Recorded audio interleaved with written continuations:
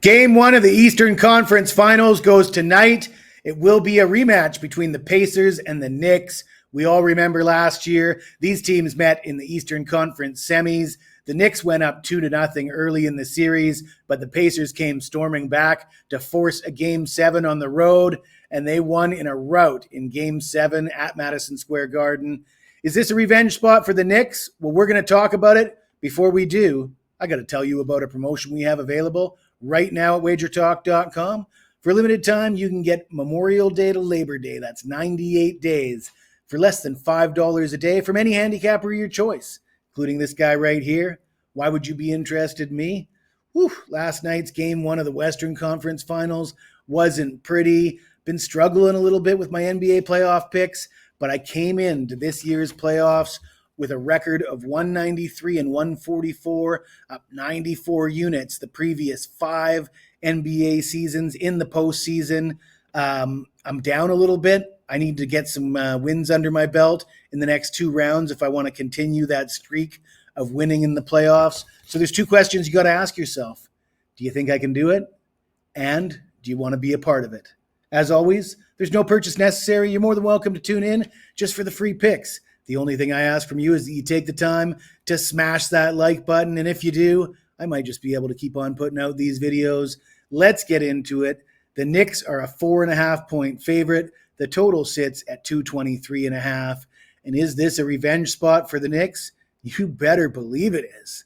I don't necessarily love the Knicks in this game. However, I'm kind of a Pacers guy. I like the Pacers' depth. I like the way they've got anybody in the starting 5 can go off for 20 points at any time. But it's definitely a revenge spot for the Knicks, and it's important to remember the Knicks had a ton of injuries last year. They lost OG Anunoby. Josh Hart was banged up. Mitch Robinson was out of the lineup. Julius Randle was out of the lineup. This is a much different New York Knicks team. And for that reason, I do like the Knicks to win the first quarter. So first quarter, Knicks money line minus 135. Last night, we didn't have so much luck with the player props. We had Naz Reid, points and rebounds, and points, rebounds, and assists. And Naz Reid, 1 for 11 from the field. What can you do? You pick a guy that you think is going to play a key role in the game. He got his 11 shot attempts, which is exactly what we were looking for. You're not expecting a guy to go 1 for 11. You're not expecting Minnesota to fold like a cheap suit in the second half.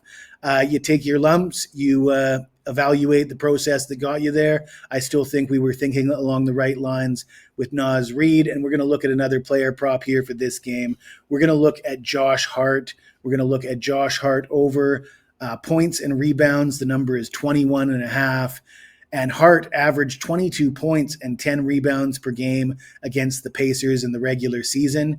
And you go back to last year's series in Game 1, Hart had 24 points and 13 rebounds, played all 48 minutes. You look at Game 2, 19 points and 15 rebounds. Again, he played all 48 minutes. So there's every reason to expect Hart to log a lot of minutes, grab a lot of boards, and be in position to score some points. 21.5 is very doable for Josh Hart in this game. So it's Knicks first quarter money line, Josh Hart over points and rebounds. If you like this video, smash that like button, subscribe to the channel, and if you got anything to say to me, even if it's nasty, you hit me up in the comments below, and I will get back to you as soon as I can.